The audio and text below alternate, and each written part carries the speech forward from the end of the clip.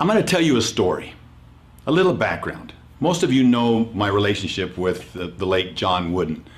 You know, the great John Wooden, who's known as one of the greatest coaches, basketball coaches that's ever lived. If you don't know him, look him up. John Wooden, W-O-O-D-E-N. He not only was a great coach, he was a great teacher and a great human being.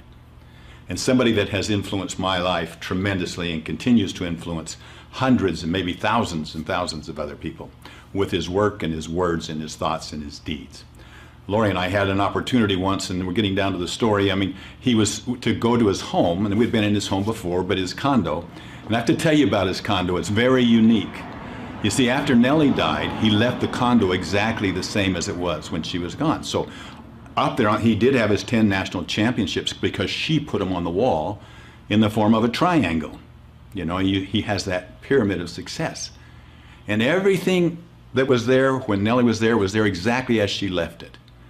Anything else that he was received, any awards that he's received since, everything was, they're on the floor, leaning up against the wall, including the National Congressional Medal of Honor.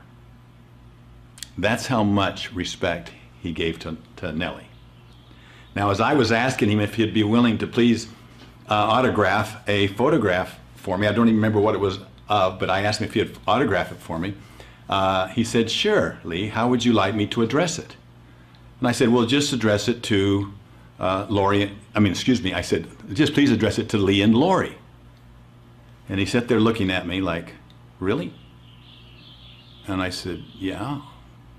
You want me to address it to you and Lori? You put yourself above your wife?" Now, he didn't say it that way, but that's the way I felt it. I mean, he did it in such a kind way, but the knife was going in. And I really thought that. I said, "No, Coach, I do not. Excuse me. Please address it to Lori and Lee."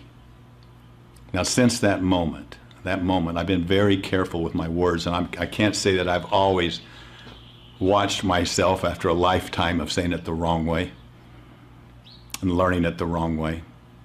But we've moved into a me world, haven't we? And it's become worse, and it's become worse, and it shows up in different forms. How many times do you hear somebody say, "Me and so are going there"?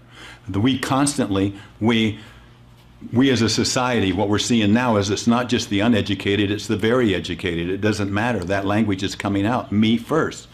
Me and so did this. Me and so did that.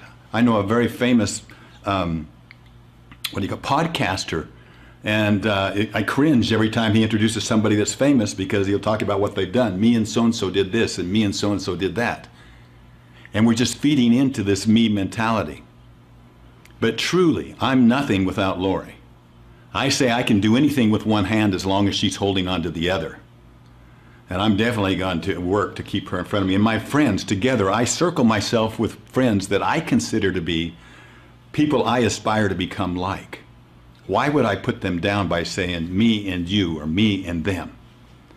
I've said enough about that. Now I want you to think about it. How can we strengthen togetherness? Aloneness, we accomplish nothing. Togetherness, we can accomplish everything. And even in our language. So thank you, Coach John Wooden, wherever you are. I have a good feeling I know where you are. Thank you for your message. Thank you for teaching me.